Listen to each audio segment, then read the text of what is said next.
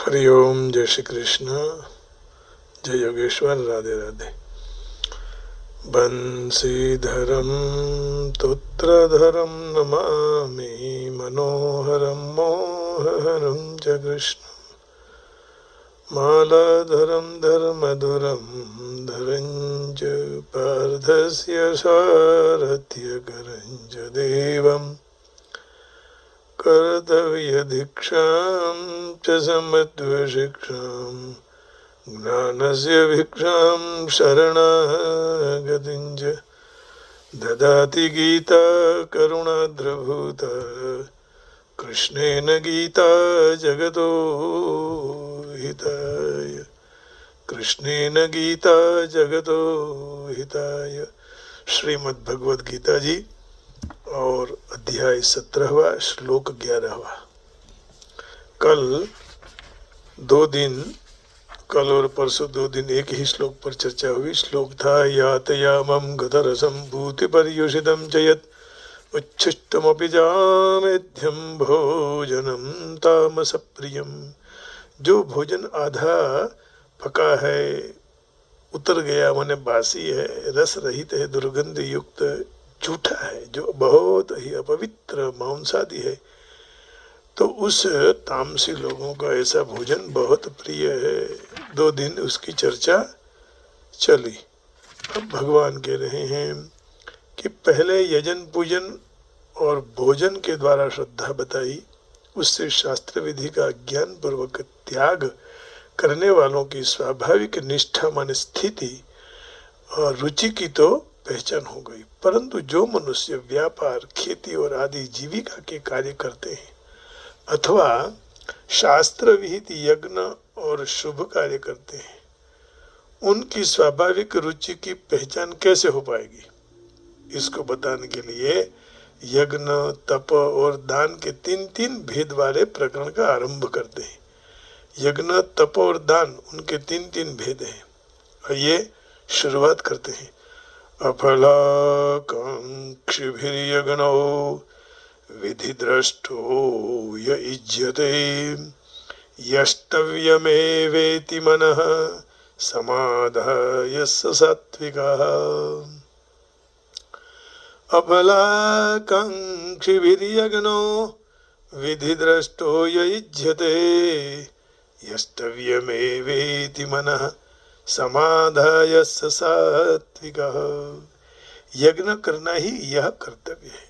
इस तरह मन को समाधान संतुष्ट करके फल की इच्छा रहित मनुष्य के द्वारा जो शास्त्र विधि से नियत यज्ञ किया जाता है वह सात्विक है। इच्छा नहीं है फल की, लेकिन यज्ञ कर रहे हैं। और भगवान भी आगे कह चुके हैं, कर्मण्येवाधिकारस्ते मा फलेषु कदाचन मा कर्म फल हेतुर्भुर्मा ते संगोस्त्वकर्मणि। तो कहने का भाव यही है कि सात्विक शास्त्र विहित हो, फल की इच्छा रहित हो, तो वह सात्विक यज्ञ माना जाता है। फल की इच्छा न हो, कर्तव्य है कि करना चाहिए, मन को समाधान करके, संतुष्ट करके। The sacrifice which is offered is ordained by scriptural injunctions by men who accept, no written, and who believe that such sacrifice must be performed is sattvika in character. अफलाकांक्षिभिर्यज्ञो विधिद्रष्टो य इज्यते यष्टव्यमेवेति मनः समाधाय स सात्विकः। तो वह सात्विक माना गया है। फल की इच्छा न रहे, है ना। जो कुछ भी कर रहे हैं हम भगवान के लिए कर रहे हैं, तब फल की इच्छा चली जाती है। लोगों के हित के लिए कर रहे हैं। ओ sacrifice performed according to the directions of scripture as a matter of duty. by those who desire no reward is of the nature of goodness का अर्थ है सात्विक। शास्त्र विधि से नियत यज्ञ किया जाए तो वह यज्ञ सात्विक है, नहीं तो फिर तामसी बन जाएगा। तो यष्टव्यमेवेति, यष्टव्यम एवेति, जब मनुष्य शरीर मिल गया है और अपना कर्तव्य करने का अधिकार भी प्राप्त हो गया है, तो अपने वर्णाश्रम में शास्त्र की आज्ञा के अनुसार ही कर्तव्य करना चाहिए। यही मेरा कर्तव्य है, मेरा फर्ज है। एवैति यहाँ भार दिया गया है, दो अव्यय बताए। अव्यय यहाँ लगाने का तात्पर्य यही है कि उनके सिवाय दूसरा कोई भाव नहीं रखना, अर्थात इस यज्ञ से लोक में और परलोक में क्या मिलेगा, इससे मुझे क्या लाभ होगा, ऐसा भाव ही न रहे। केवल कर्तव्य मात्र रहे, करना है बस हरि को प्रसन्न करने के लिए। जब उससे कोई भी मिलने की आशा ही नहीं रहती है और नहीं रखनी है, तो फिर फलेच्छा का त्याग कर यज्ञ करने की जरूरत क्या है? उसके उत्तर में भगवान कहते हैं मनः समाधाय, क्योंकि फल के बिना कोई कम कर्म नहीं करेगा ना, फल की इच्छा तो होगी ही। जैसे परीक्षा दे रहा है विद्यार्थी तो फल की इच्छा होगी, लेकिन फल भगवान पे छोड़ देना, वो जो दे वो मांगना नहीं। तो यज्ञ करना हमारा कर्तव्य है, ऐसा मन का समाधान करके यज्ञ करना चाहिए। फल तो मिलने वाला ही है, कर्तव्य किया तो कुछ न कुछ तो मिलेगा ही। स्वकर्मणा तमभ्यर्च्य सिद्धिं विन्दति मानवः, अवश्य उसको सिद्धि माने सफलता प्राप्त होती है। अफलाकांक्षी भी, मनुष्य फल की इच्छा वाला न हो, अर्थात लोक परलोक में मुझे यह यज्ञ का इस तरह का फल मिले ऐसा भाव नहीं रखना चाहिए। यज्ञो विधि दृष्टो युज्यते, शास्त्रों में विधि के विषय में जैसी आज्ञा दी गई है उसके अनुसार ही यज्ञ करना चाहिए। इस तरह जो यज्ञ यदि किया जाए तो वह सात्विक है, ससात्विक। और सात्विकता का तात्पर्य क्या है? सात्विकता का तात्पर्य अब उसके पर थोड़ा विचार करेंगे। यष्टव्यम, यज्ञ करना, जो करने के लिए योग्य है उसको यष्टव्यम, पूजने योग्य है, यजन करने के योग्य है, भजन करने के योग्य है, यज्ञ करने योग्य है। तो अपने सामर्थ्य के अनुरूप जो करना है वो अवश्य करना चाहिए, जिससे करने से उद्देश्य की सिद्धि अवश्य प्राप्ति होती है, वही कर्तव्य है। और उसी कर्तव्य यज्ञ में यष्टव्य और दान में दातव्य, दातव्यम इति यद्दानम दीयते नुपकारेण, तो जो देना है वो देना ही चाहिए। दातव्यम यष्टव्यम, ये करना ही करना है यजन। तो उद्देश्य यही रहा कि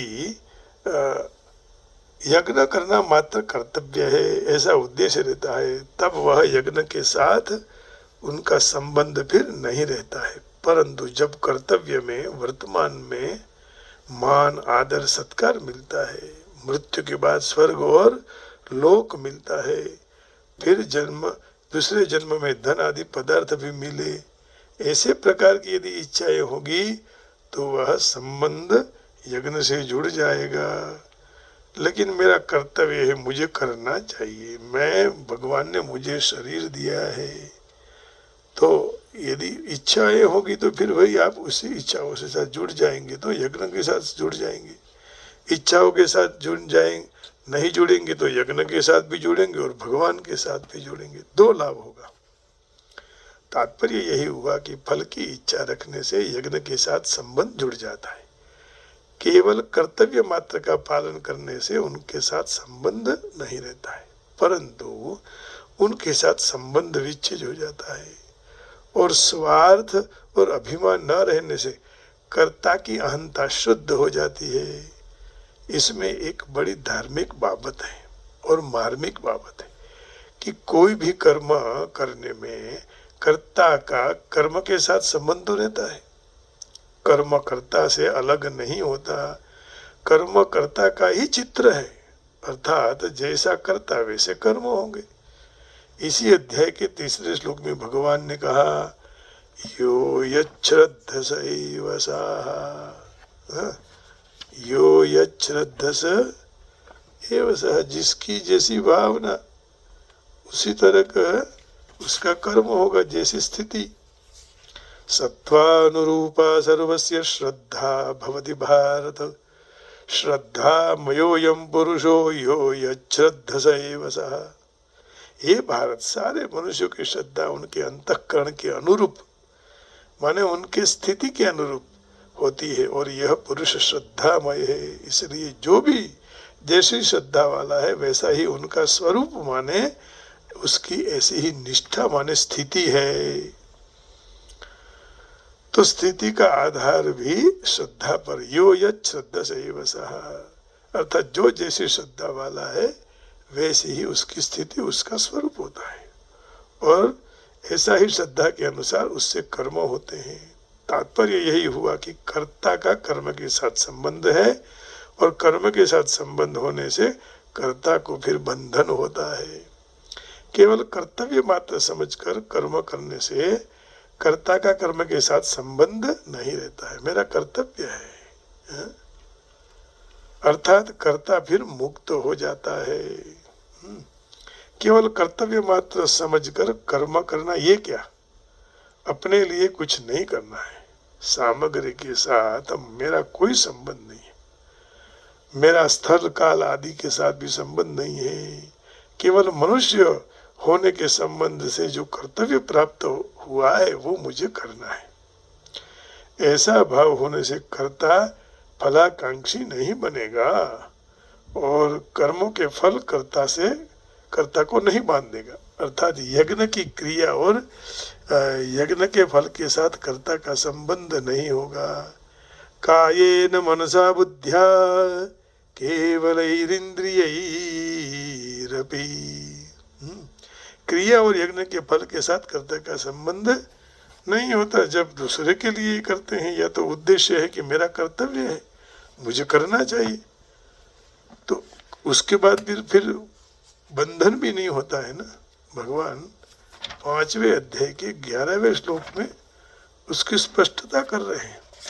कायेन मनसा बुद्ध्या केवलैरिंद्रियैरपि योगिनः कर्म कुर्वन्ति संगम त्यक्त्वा आत्मशुद्धये। कर्म योगी आसक्ति को छोड़कर केवल ममत्व भाव रखे बिना इंद्रियां, शरीर और मन और बुद्धि के द्वारा अंतःकरण की शुद्धि के लिए ही कर्म करते हैं। कायेन मनसा बुद्ध्या केवलैरिंद्रियैरपि योगिनः कर्म कुर्वन्ति संगम त्यक्त्वा आत्मशुद्धये। अंतःकरण की शुद्धि हो इसलिए कर्तव्य करते हैं, क्योंकि कर्तव्य करना मेरे फर्ज में है, इसलिए कर्म करते हैं। अर्थात करण, शरीर, इंद्रिय आदि उपकरण यज्ञ करने में उपयोगी सामग्री और अधिकरण स्थान आदि को किसी के साथ भी अपना संबंध नहीं होता है।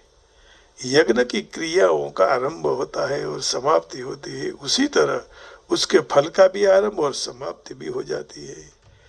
क्रिया और फल दोनों उत्पन्न नष्ट होने वाले हैं, इसलिए आत्मा नित्य निरंतर रहने वाला है, परंतु यह स्वयं क्रिया और फल के साथ अपना संबंध मान लेता है।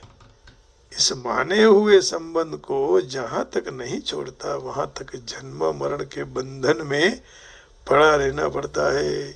फले सक्तो निबध्यते, फिर फल में आसक्ति होती है और फिर फल में बंधन भी हो जाता है। भगवान कह रहे हैं 5वें अध्याय के 12वें श्लोक में, युक्तः कर्म फलम त्यक्त्वा शांतिमाप्नोति नैष्ठिकीम् अयुक्तः कामकारेण फले सक्तो निबध्यते।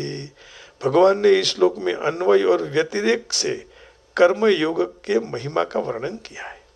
भगवान कहते हैं कर्मयोगी कर्मों के फल को छोड़कर नैष्ठिकी माने स्थिति को शांति प्राप्त करते हैं, नैष्ठिकी शांति को प्राप्त करते हैं, परंतु सकाम मनुष्य कामना के कारण फल में आसक्त होकर बंधन में आ जाता है। युक्तः कर्मफलं त्यक्त्वा शान्तिमाप्नोति नैष्ठिकीम् अयुक्तः कामकारेण फले सक्तो निबध्यते। एक विलक्षण बात यही है कि जो गीता में सत्वगुण कहा है वह संसार के साथ संबंध विच्छेद करके परमात्मा की तरफ ले जाने वाला होने से सत अर्थात निर्गुण हो जाता है। श्रीमद् भागवत के 11वें स्कंध में 25वें अध्याय में जहाँ तामस, राजस और सात्विक इन 3 गुणों का वर्णन हुआ है, वहाँ उनके साथ एक निर्गुण ज्यादा कहा है, परंतु गीता में 3 गुण कहे हैं। ऐसे तो रामचरित में कहते हैं, रामचरितमानस में तुलसीदास जी, अगुण ही सगुण ही नहीं कछु भेदा।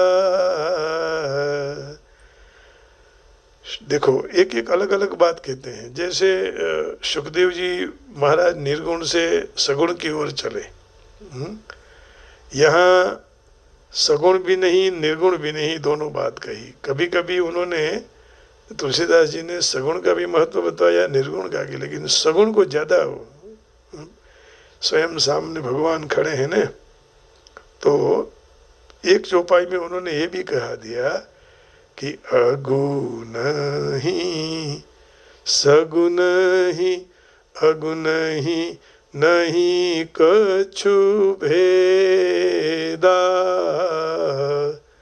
अगुण ही सगुण ही कहा है, स पहले, सगुण ही अगुण ही नहीं कछु भेदा।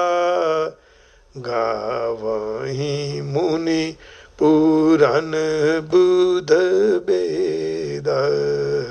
गावहीं मुनि पुराण बुध बेदा। अगुण अरूप अलख अज जोई। अगुण अरूप अलख अज जोई। भगत प्रेम बस सगुण सोई। सगुण और निर्गुण में कोई भेद नहीं। मुनि, पुराण, पंडित और वेद सभी ऐसा कहते हैं। जो निर्गुण, अरूप, निराकार, अलग, अव्यक्त और अजन्मा है, वही भक्तों के प्रेम बस सगुण रूप धारण करते हैं। स्वयं राम आए, भगवान कृष्ण आए, भये प्रगटे कृपाला दीन दयाला कौशल्या हिते करी मुनि मनहार। कितना अद्भुत तुलसीदास जी ने लिख दिया। तो यहाँ कहा सगुण ही अगुण ही नहीं कछु भेदा। गावहीं मुनि पुराण बुध बेदा। सगुण ही अगुण ही नहीं कछु भेदा। गावहीं मुनि पुराण बुध बेदा। सगुण ही अगुण ही नहीं कछु भेदा। गावहीं मुनि पुराण बुध बेदा। अगुण रूप अलख अज जोई। भगत प्रेम बस सगुण सो सोई। तो भगवान ने बार बार यही कहा कि सगुण ही अगुण ही नहीं कछु भेदा। ये कोई भेद नहीं है। सगुण ही अगुण ही नहीं कछु भेदा। गावहीं मुनि पुराण बुध बेदा। अगुण अरूप अलख अजय जोई, भगत प्रेम बस सगुण सोई। तो भगवान सगुण का स्वरूप लेते हैं, ये चर्चा की। फल में आसक्ति न हो और एक ही बात हो कि पर गीता में भले 3 गुण कहे गए, जब दोनों के वक्ता भगवान श्री कृष्ण ही है, फिर ऐसा भेद क्यों? सात्विक तामस राजस सात्विक और 3 गुण, फिर वहाँ निर्गुण भी कहा। क्यों कहा? गीता जी के जो सात्विक भाव है उसमें भगवान ने यस्तव्यम अफलाकांक्षी यज्ञो विधि दृष्टो युज्यते यस्तव्यमेवेति मनः समाधाय सात्विक। और 17वें अध्याय के 20वें श्लोक में, माने इसी अध्याय के आगे 20वें श्लोक में भगवान थोड़ी अलग बात करते हैं। ऐसा क्यों? दातव्यम इति यद्दानं दीयते नुपकारिणे देशे काले च पात्रे च तद्दानं सात्विकं स्मृतम्। अपना दान देना कर्तव्य है। ऐसे भाव से जो दान देश काल और पात्र को प्राप्त होते, अपने पर जो उपकार नहीं किया है, ऐसे निष्काम भाव से दिया जाता है, वह दान सात्विक कहा है। किसी को भी हम दान दें तो अहंकार नहीं रखना चाहिए कि मैंने दान दिया, मैंने इतनी मदद की। तो इन पदों का कहने का तात्पर्य है कि जो कर्ता का यज्ञ करने मात्र, दान देने मात्र, कर्तव्य करना मात्र ही उद्देश्य है। मेरा कर्तव्य है कि मुझे इनके पास नहीं है तो देना चाहिए। भगवान का स्वरूप है, मैं कौन देने वाला, भगवान दे रहा है, ऐसा भाव होना चाहिए। तो उनके कर्म और कर्म फल के साथ प्रकृति और प्रकृति के कार्य के साथ किंचित मात्र भी संबंध नहीं रहता। अर्थात सात्विक यज्ञ दान वगैरह आदि भी निर्गुण हो जाता है। 17वें अध्याय के अंत में परमात्मा ने 3 नाम बताए। ओम तत्सत वर्णन में सत शब्द की व्याख्या करते हुए भगवान ने बताया कि परमात्मा के निमित्त जितने कर्म किए जाते हैं वह सत निर्गुण है। कर्म चैव तदर्थीयम सदित्येव विधीयते। इसी अध्याय के 27वें श्लोक में भगवान ने कहा, यज्ञे तपसि दाने च स्थितिः सदिति चोच्यते कर्म चैव तदर्थीयम सदित्येव विधीयते। यज्ञ और तप और दान रूप क्रिया में जो भी स्थिति निष्ठा है वह भी सत ऐसा कहा गया है। और परमात्मा को निमित्त करने में आने वाला कर्म भी सत ऐसा कहा गया है। तात्पर्य यही हुआ कि कर्मयोगी का कर्म और कर्म फल के साथ संबंध विच्छेद होने से, भक्ति योग्य कर्मों के भगवान के साथ संबंध जोड़ने से उनके सब कर्म निर्गुण हो जाते हैं। इस तरह दोनों बात एक में आ जाते हैं। तो गीता में निर्गुण का अलग वर्णन नहीं बताया है, एक ही बात कह दी। गीता में जहाँ सत्व गुण को अनामय बताया, वहाँ सत्व गुण से बंधन होने वाली बात कही है। 14वें अध्याय के 6वें श्लोक में ऐसा भगवान ने कह दिया। 14वां अध्याय और 6ठा श्लोक देखिए, इसमें भगवान अलग से बता रहे हैं। 6ठे श्लोक में माने कहीं कॉम्प्लिकेटेड प्रश्न न हो, इसलिए भगवान ने आगे पीछे सब समझ कर बोला है। तत्र सत्वं निर्मलत्वात् प्रकाशकम् अनामयम् सुख संज्ञेन बध्नाति ज्ञान संज्ञेन चानघ। हे निष्पाप अर्जुन, इन 3 गुणों में सत्व गुण तो निर्मल होने के कारण प्रकाशक और विकार रहित है। वह सुख की आसक्ति से, माने सुख के अभिमान के द्वारा, ज्ञान के संग द्वारा जीवात्मा को बांध देता है। और भगवान ने कहा कि सत्व गुण में स्थित पुरुष ऊर्ध्वलोक में जाते हैं। 14वें अध्याय के 18वें श्लोक में भगवान ने कह दिया, ऊर्ध्वं गच्छन्ति सत्त्वस्था मध्ये तिष्ठन्ति राजसः जघन्य गुणवृत्तिस्था अधो गच्छन्ति तामसः। सत्व गुण में स्थित मनुष्य स्वर्ग आदि उच्च लोकों में चले जाते हैं। रजोगुण में स्थित मनुष्य लोक में जन्म लेते हैं। और तमोगुण के कार्य निंदनीय तमोगुण की स्थिति वृत्ति में स्थित तामसी मनुष्य अधोगति को प्राप्त होते हैं। तो ये भगवान ने स्पष्ट कर दिया यहाँ। इसका तात्पर्य यही हुआ कि बंधन सत्व गुण से नहीं होता है, परंतु उनके संग करने से बंधन होता है। सुख संगेन बध्नाति ज्ञान संगेन चानघ। 14वें अध्याय के 6वें श्लोक में जो हमने अभी उच्चारण किया था, तत्र सत्वं निर्मलत्वात् प्रकाशकमनामयम् सुख संगेन बध्नाति ज्ञान संगेन चानघ कारणम गुण संगोस्य सदसद्यो निजन्मसु। अब 13वें अध्याय के 21वें श्लोक में, पुरुषः प्रकृतिस्थो हि भुंक्ते प्रकृतिजान् गुणान् कारणम गुण संगोस्य सदसद्यो निजन्मसु। प्रकृति में स्थित पुरुष जीव ही प्रकृति से उत्पन्न गुणों का भोक्ता बनता है और गुणों के संग ही उनके अच्छी नरसी योनियों में जन्म देने के कारण बन जाते हैं। तो इस तरह सत्व गुण में अपनी स्थिति मानना चाहिए। सत्वस्था।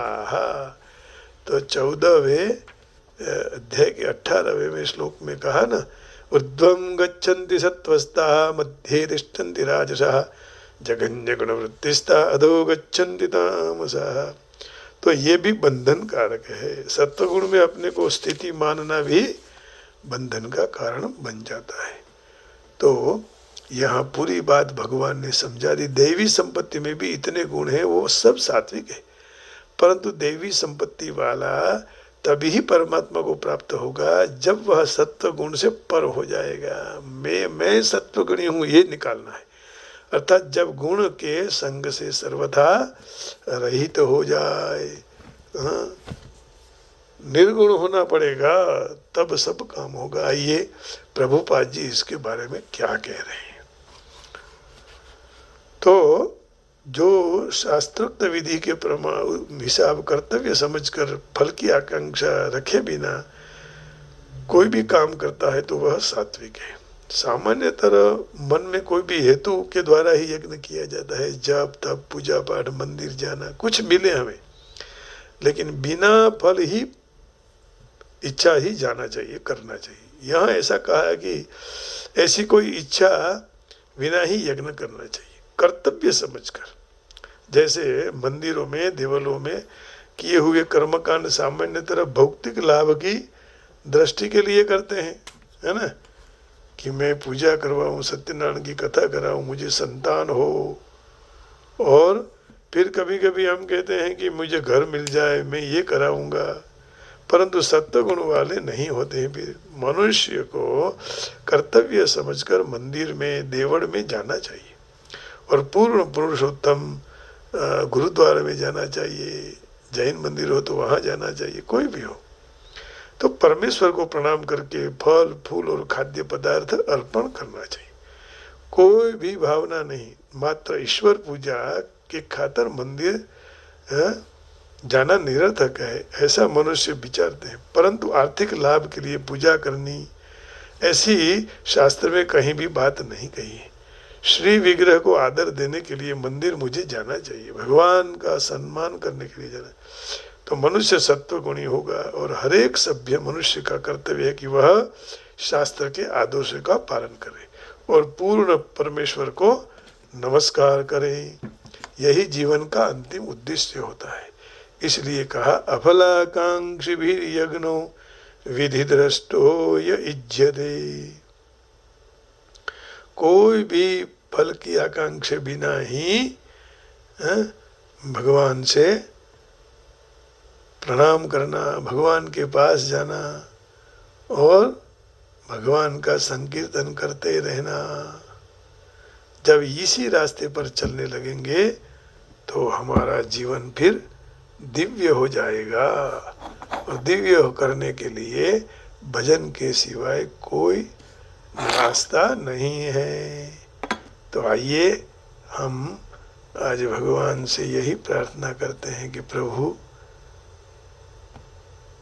कि कोई गुरु जी ऐसे मिल जाए कि हमारे जीवन में हमें शांति का, सुख का अनुभव करा दे। और हम गुरु जी को छोड़े नहीं, हम आचार्य को जी छोड़े नहीं, संत को भी हम छोड़े नहीं और हम भजन करते रहें। तो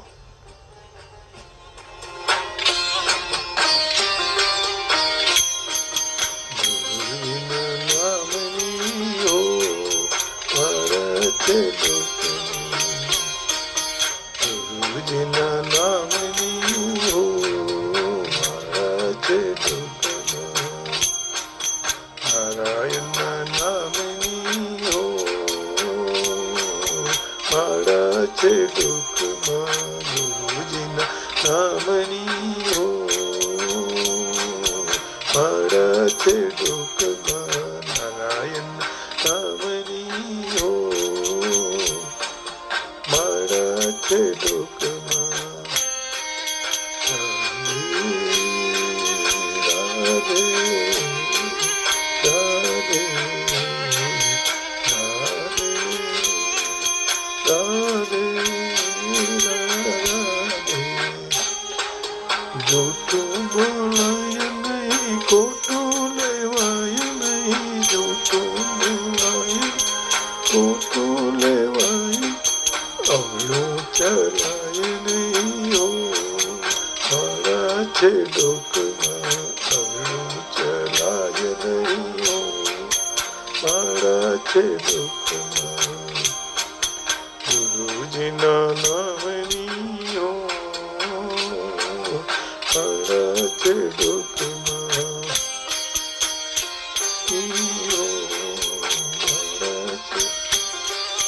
પ્રભુજીના નામની માળા છે લોકમાં ક્રોધ કદી થાય નહીં કરને નિંદાય નહીં ક્રોધ કદી થાય કરને નિંદાય નહીં કોઈને દુભાવાય નહીં હો માળા છે લોકમાં કોઈને દુભાવાય નહીં માળા છે લોકમાં ગુરુજીના નામની હો માળા છે લોકમાં નારાયણના નામની હો માળા છે લોકમાં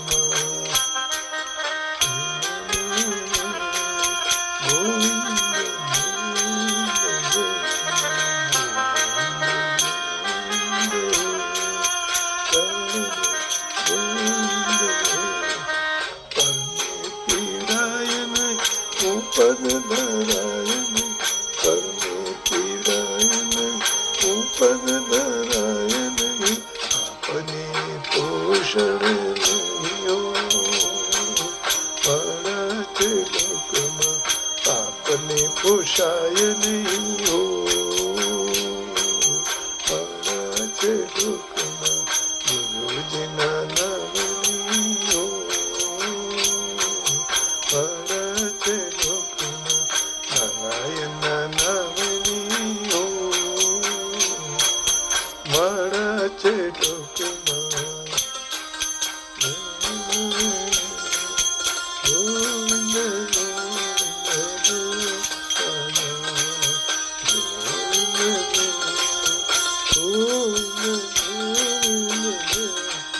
સુખમાં ચલકાય નહીં દુઃખમાં રડાય નહીં સુખમાં ચલકાય નહીં દુઃખમાં રડાય નહીં ભક્તિ ભૂલાય નહીં હો માળા છે લોકમાં ભક્તિ ભૂલાય નહીં હો માળા છે લોકમાં નામની હો માળા છે લોકમાં નારાયણના નામની હો માળા છે લોકમાં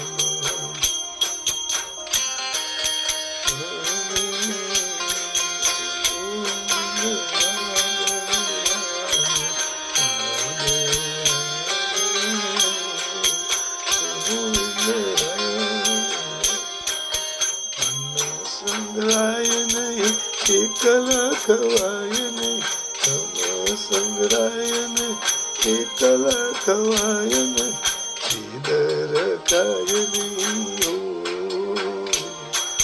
માળા છે લોકમાં ધીદર કાય નહીં હો માળા છે લોકમાં ગુરુજીના નામની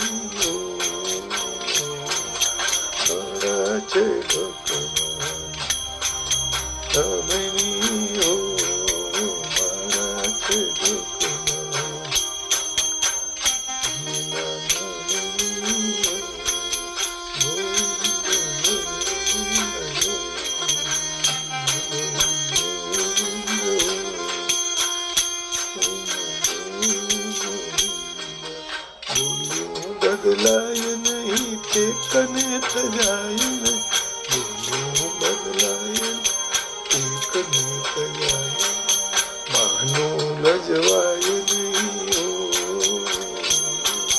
मारा छे लोकमा, मानो लजवाय नहीं हो मारा छे लोकमा,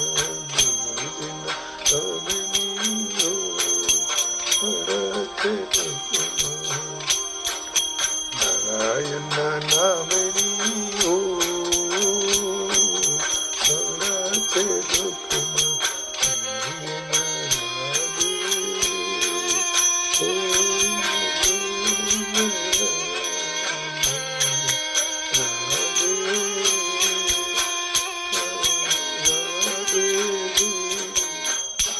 हरानंद कहे सत्य चुकाय नहीं, हरिहरानंद कहे सत्य चुकाय नहीं, नारायण विसराय नहीं मारा छे लोकमा, नारायण भुलाय नहीं हो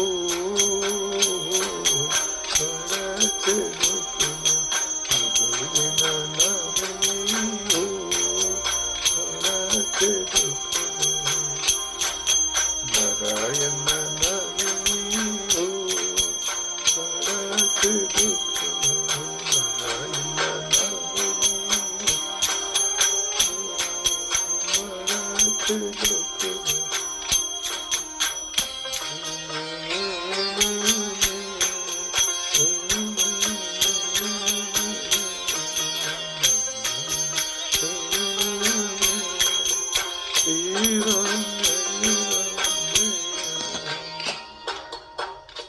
कृष्ण कन्हैया लाल की जय। गुरु जी के स्वरूप आपके हृदय में बैठे हुए नारायण को प्रणाम करके वाणी को विराम देता हूँ। जय श्री कृष्ण, हरि ओम, गोविंदा गोविंदा, जय योगेश्वर, ओम नमः शिवाय, राधे राधे, राम राम जी, राम राम जी।